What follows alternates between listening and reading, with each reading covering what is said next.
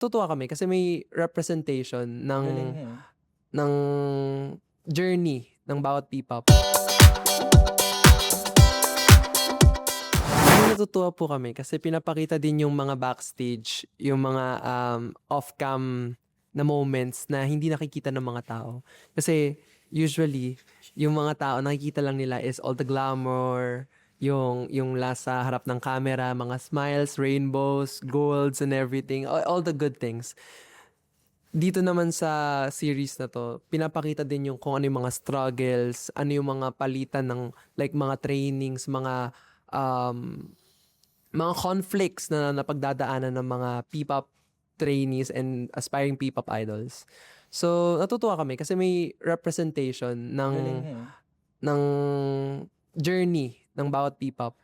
And gusto din ipakita dito sa series na to, hindi biro ang maging P-pop kasi mahirap siya yung training pa lang, yung malalayo ka sa family mo just to, pursue your dreams. And also, may mga isa-sacrifice kang mga bagay like your studies kasi hindi naman talaga biro ng training.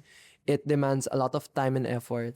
So, ayun, natutuwa kami kasi nare-represent din yung kung ano yung mga experiences din namin before.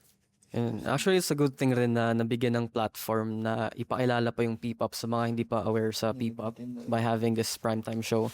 So, ayun, sana through Born to Shine na mas mabigyang pansin pa yung P-pop nationwide, and not just nationwide but worldwide din.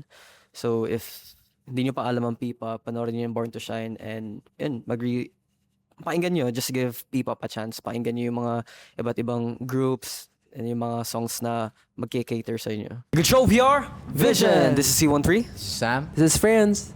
Hello guys, my name is Patrick. Papanood nyo rin kami sa Born to Shine. Abangan nyo po kami doon.